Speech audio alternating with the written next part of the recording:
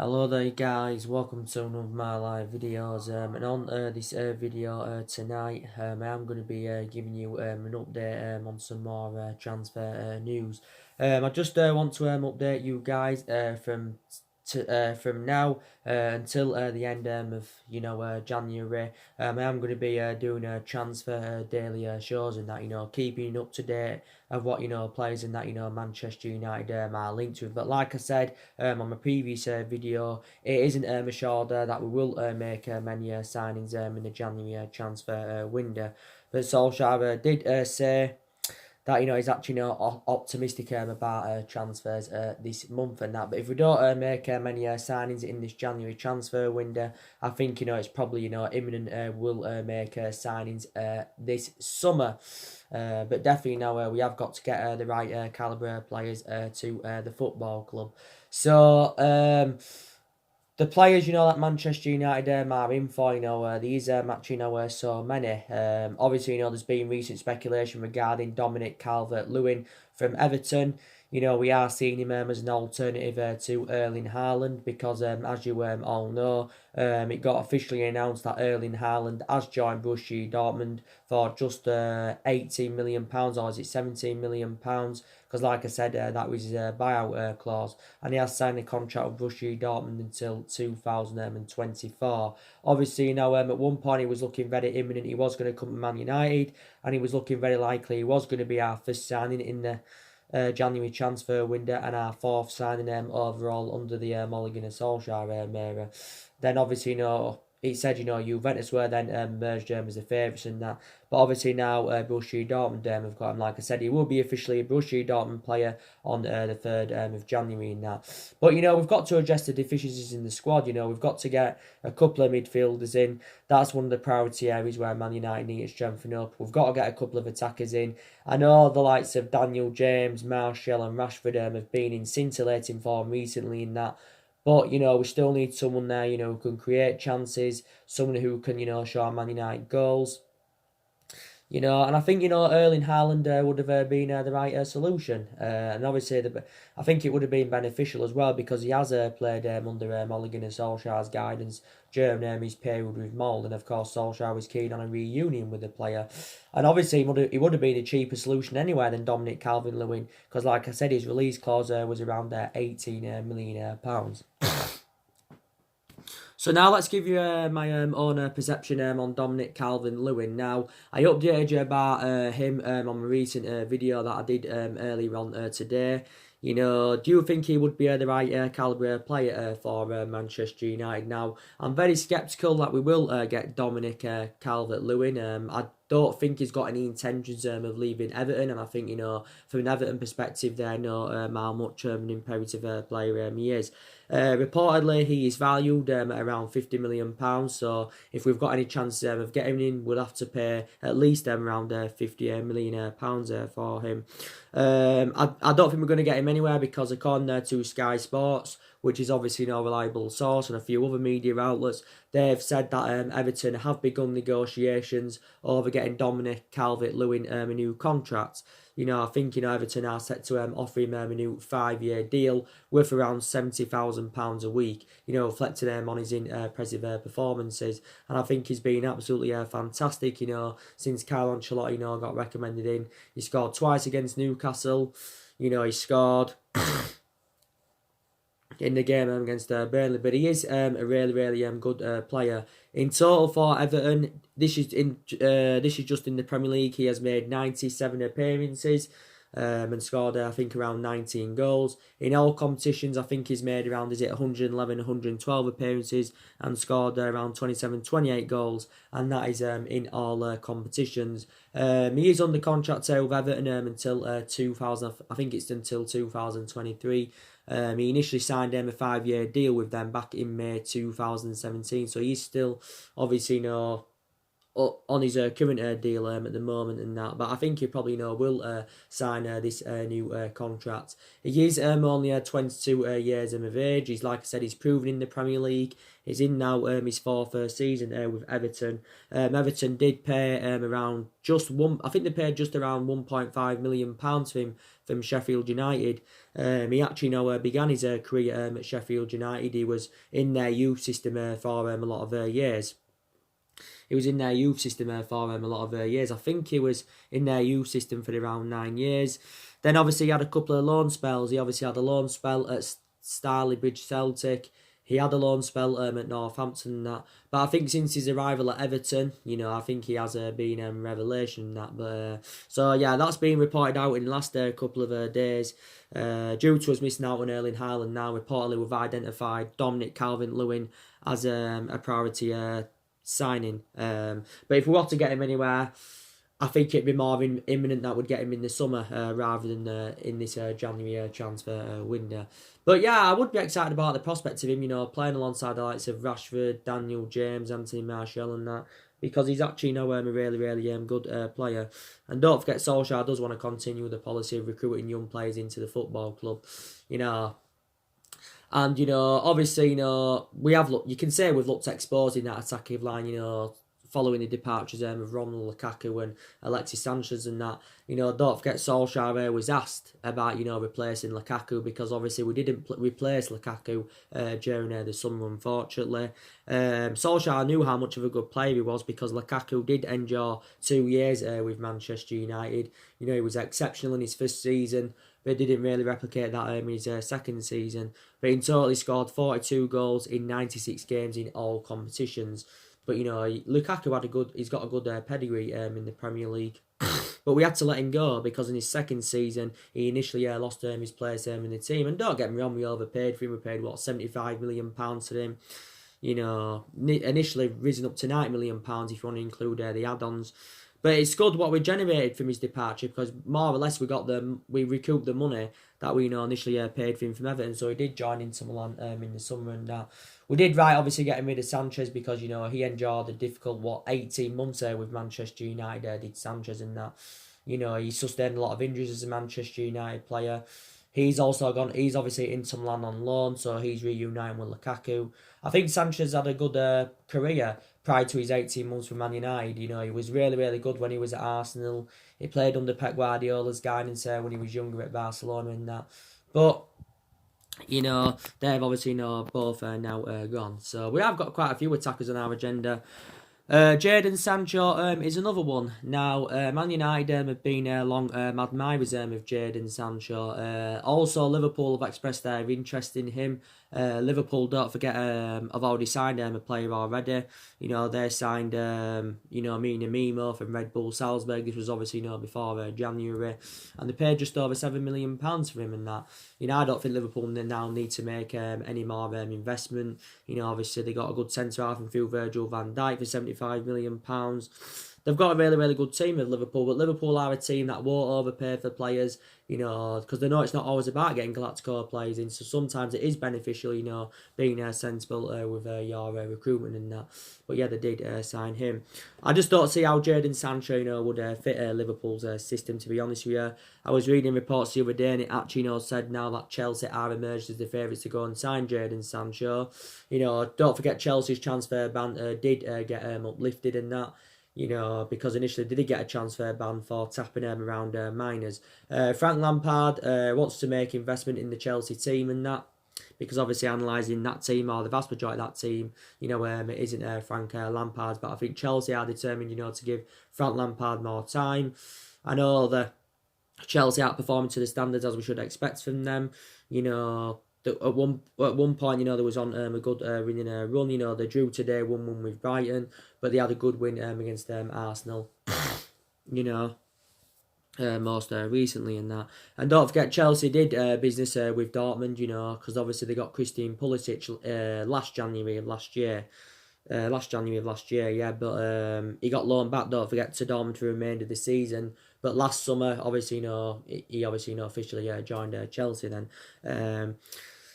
But there's been a few teams for Jadon Sancho. There's also been rumours emerging out of him possibly, reuniting with Manchester City, because Jadon Sancho did endure a couple of years with Man City in that. But the main factor reason why he's tenure at Man City didn't work out is because obviously City couldn't assure him first team opportunities week in week out and that. And Borussia Dortmund only paid around £7 or £8 million for him from Man City. That's all they paid for him. But obviously, analyse his good performances in the couple of years he's been with Dortmund, his valuation has persistently grown. I think he's enjoyed a difficult season this season as Jadon Sancho. I think he's now probably served his two requirements. He's been dropped in quite a lot of games this season. And I don't think he feels satisfied there. He has still got a contract with Dortmund until 2022. But it's going to cost either us, Chelsea, or Liverpool and that in the excess of £100 million. Because obviously, that's what Borussia Dortmund do rate him at. But he is only the age of 19. He is primarily a right winger, don't forget. But he can also, play centrally as well. But like I said, predominantly a right winner. But I think Jadon Sancho would be the right calibre player for Manchester United. I think if we'd have got Champions League football in the bag, then I think, we probably would have had him by now. Borussia Dortmund had their overarching view on the speculation regarding him, and they said that they're determined to keep him for the remainder of this season. But now, obviously, with them signing Erling Haaland, now I think that means in that aspect, Borussia Dortmund have softened their stance on Jadon Sancho, because if they don't get rid of Jadon Sancho or whatever, how is Erling Haaland, going to get into the team? How's he going to be assured first team football week in, week out? And, that is the question. So, like I said, Jadon Sancho is another player on Manchester United's agenda. Christian Eriksen, he's another one now. I've been speaking, I haven't updated you about Christian Eriksen in quite a while. Quite a few teams have been in for him. Don't forget during the course of the summer, there was a lot of speculation about him going to Real Madrid, and we went in for him last summer, but we obviously said his preference is move to Spain over Manchester United, so we initially pulled out of the race. Tottenham know how much the imperative player he is in that, but I think Tottenham are very adamant that he does want to leave. But obviously, from a Tottenham perspective, they want to cash in for him in this January transfer window, because don't forget he comes to an end of his current contract at the end of the season, does Christian Eriksen. He's probably going to cost a substantial amount. If anyone is to buy him in this January transfer window, he's probably going to cost maybe around 50-60 million pounds. At one point, Tottenham revealed that they wanted over £100 million for him, but I don't think any team that would in for him were determined to pay that. Christian Eriksen's in his late 20s. He's been a long-serving player for Tottenham. He's now into his 7th season with them. He has made over 200 odd appearances in the Premier League. He has made over 300 odd appearances in all competitions. And I think he has scored, is it around 50 odd goals in the Premier League or something like that. Predominantly an attacking midfielder. And Tottenham only paid, was it just over £11 million for him from Ajax back in 2013. But I think we'll be probably seeing Christian Eriksen as an adequate replacement for Paul Pogba anywhere. So that's what we will be currently doing in that. There's a few other midfielders on our agenda. Don't forget, Saul Niguez is another one of them. I think it did say Solskjaer has identified his midfield target, and it's actually now Saul Niguez. I think allegedly we've been interested in Saul Niguez since 2015. He is now 25. I think he turned 25 not too long ago, so he's actually now nearly in his prime. I think he's a total comparison player to Pogba and that, but I think it's still blending our midfield really, really well. He can play as a central or a defensive midfielder. Obviously, he's never played in the Premier League as Saul Niguez. He's obviously spent the majority of his career with Atletico Madrid. Obviously, he did have a loan spell, but apart from that, he's been with Atletico Madrid. He's gone to make over 250 appearances for them in all competitions. Saul Niguez has got a long contract with Atletico Madrid. He's under contract with them until 2026. Yes, he is. And a couple of years ago, he did sign a new 9-year deal, with them. So he's another player on our agenda in that. So just wanted to give you an update on some more transfer news. Like I said early on in the video, this will be coming up now. It probably will be every day. If it isn't every day, it will be most days. We'll be doing transfer daily shows and that, So I'm hopeful that Manchester United can sign someone, this month. I don't only think, we need to focus on the incomings though. I think, there's also more players that need to leave the football club. I know a lot of players left, a lot of players left since Solskjaer's arrival, like I said, a lot of players did leave and that. But I still believe we need to get rid of another 4 or 5 more players because he's still definitely, problematic players at the football club that do need to be moved on.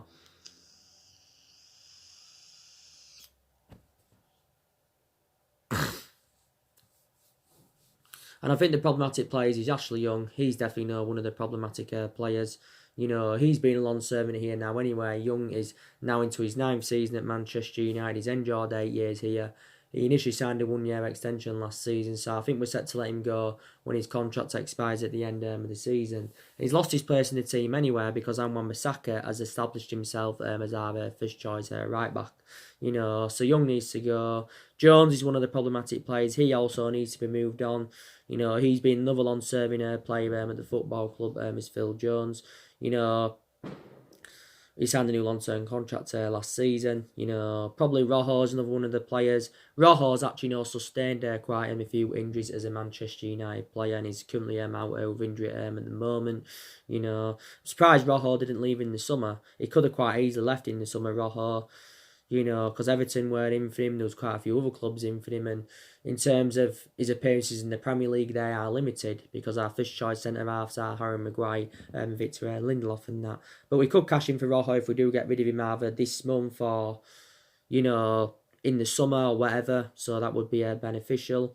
Matic is definitely another one of the problematic players. I think he's had a good couple of games as a Manchester United player. I thought he'd play well alongside Fred in our midfield in the 2-0 win against Burnley and that.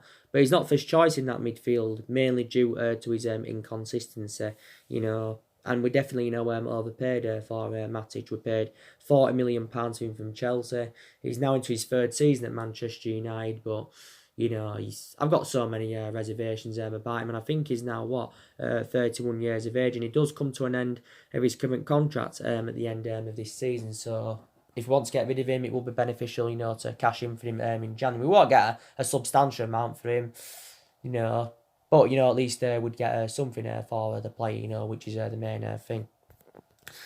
Yeah, so definitely more players do need to, leave the football club without a shadow of a doubt. And, like I said, our board are determined to back Solskjaer because, from their perception, they know Solskjaer is still in the process of rebuilding this Manchester United team. There's only 3 players that are Ole Gunnar Solskjaer's at the moment, and that's Daniel James, Bissaka and Harry Maguire. And we spent nearly £150 million on them, got to credit, Solskjaer recommended 3 good players in the summer. So hopefully we can replicate what we did in the summer, in this month and this summer coming up. Hopefully we can replicate what we did last summer, because we know our recruitment hasn't been good enough and that, not only recently, it hasn't been good enough for several years. But we just need to get the right calibre of players into the football club. But Champions League football is always essential, when you do want to attract players to the elite level. But I'm very convinced that we can get that top 4 this season now. Like I said, Chelsea didn't win today. We beat Arsenal tonight. We will be 2 points behind top 4. I know quite a few weeks ago I fully disregarded that top 4 because I was very sceptical that we was going to get it because we was actually too far behind. But obviously, Chelsea now have slipped up. Tottenham lost today away to Southampton 1-0, so that's also very good because they're obviously in the race for the top 4. I think Wolves got beat, if I'm right, by Watford. Was it 2-1? So that's very, very good for us. And I think we can get some silverware on the board this season. I think we can definitely win the Carabao Cup. That would put more confidence into the team and it would restore more winning mentality at Man United. Because with that silverware in the last 6 or 7 years, we can also win the Europa League. I think, we are definitely good enough to win that. But at the moment, we're 20 games into the season. We've registered 31 points from 20 games, and we still know that's nowhere near good enough to our standards, and that we obviously do know that. Want to give you some news now regarding Paul Pogba. Paul Pogba has not travelled with the rest of the squad to London, so Paul Pogba is not going to be playing tonight against Arsenal, and that is going to be a big miss for us. And Paul Pogba's agent, Mini Raiola, has come out and criticised Manchester United because he feels as though that Man United are not providing Paul Pogba with enough support and that. And, Solskjaer initially said in his press conference, was it yesterday, that Paul Pogba, would have been fit enough to play tonight. But he will not be playing tonight. So, we're still awaiting his first start for the club in over 3 months because Paul Pogba was out with an ankle injury. Then obviously, he had an illness. He didn't travel, with the squad, to the Burnley. Travel with the squad to Burnley. He missed the 2-0 win against Burnley, but he come on as a sub against Newcastle. He come on as a sub against Watford and made an absolutely fantastic impact, and all that. But we do know the difference makes in that midfield. Pogba, I don't think will leave this January. But I think he'll leave this summer, so I'm very sceptical he'll be still at Manchester United this summer. But even if he's to stay this summer, I still believe he's orchestrating on leaving the club at some point in his future, because he revealed last summer that he wanted to leave because he said, he was seeking for a new challenge, and publicly admitted that he wanted to leave the football club. Paul Pogba was relentlessly linked to a move to Madrid in the summer, last summer that is. There was talks about him making a return back to Turin, because he enjoyed 4 good years in Turin, and the vast majority of his performances at Man United have been totally comparison to his ones, with Juventus. We mainly saw the best of Pogba in that 3-month period when Solskjaer was the interim manager. So he's not going to be playing tonight, is Paul Pogba. We know McTominay is out for 8 weeks. That's also very, very bad news. Well, he said he could be out for 8 weeks. Solskjaer initially said at the first that could be out for 3 to 4 weeks, but now all of a sudden it could be 8 weeks. So the injury, could actually be more severe than what we initially thought at the first. Because not too long ago, McTominay had recovered from an ankle injury in that. McTominay, like I said, has been a revelation this season in that midfield for us. Him and Fred have blended in very, very well together. These question marks, can they keep the consistency up and that. So we know McTominay is not going to be playing tonight. Bazaka will be playing at right back. I presume Luke Shaw will start at left back because he rested quite a few key players in the 2-0 win against Burnley in that. We win this game tonight against Arsenal. It will be our 9th win of the Premier League season. It will be our 3rd win on the trot, because we're going into this game with back-to-back Premier League wins. So we showed a good reaction from the 2-0 defeat to Watford. And it will be our 4th away win of the season, in the Premier League. So that indicates how bad our away form has been, and we will go 10 points in front of Arsenal. But I'm very sceptical anyway that Arsenal will get that top 4 this season. But it is it is our first Premier League game of 2020 in that, so hopefully we can win our first Premier League game of 2020. But obviously, from an Arsenal perspective, they'll be hoping the same thing. It's Mikel Arteta's first Premier League game in charge in 2020. It's his 3rd game overall in charge. It's his 2nd home game in charge. But he has enjoyed a difficult start to his managerial career with Arsenal. He hasn't won yet. He drew in his first game, 1-1 with Bournemouth. Recently, lost to Chelsea at home and that. So Arsenal, from their perspective, it is a must-win game. But I just don't think Mikel Arteta is good enough for Arsenal, like I said on my recent videos. Like I said, he knows the club well, and he was a really, really good player for Arsenal. You can't deny that, but I just think he's totally comparison as a manager to how he was as a player, because he hasn't got any managerial experience whatsoever. He's got a 3.5-year deal, so I think in that period of time, he should, be able to elevate Arsenal forward. Arsenal are, maybe Arsenal feel as though they've got the resources and the backing of their club, like, Man United have, as Solskjaer was recently saying. But we'll see what happens. But Arsenal have got a lot of injuries as well. Nearly all of ours are back now. I think we've still got only Bay, Fosu Mensah and Rojo out. And McTominay, of course. Arsenal have got Chambers out for the season, I think. Tierney out. Chambers out. Tierney out. Bellerin out. Rob Holding. They've had them out with injury. Daniel Ceballos. Klasnach, Socrates with a concussion. So they've had a lot of injuries of Arsenal. So yeah, that's everything to update you with today, guys. I will be on with my match reaction tomorrow morning. I won't be back on tonight, so I will see you guys all again tomorrow. So I just wanted to give you an update on some more transfers and give you the news regarding Pub. So anyway, guys, drop your comments, like, on the channel. If you do, consider subscribing. As always, take care. God bless. See you all again very soon. And like I said, I'll say it again. I wish you all a happy new year. Hopefully, Manchester United can enjoy a fantastic year this year. Solskjaer thinks, 2020 will be a successful year for Manchester United, but we're still going to expect up and downs like he was saying, but, this year needs to be a comparison to last year, because the vast majority of last year was very, very disappointing. So take care, God bless, see you all again very soon, guys.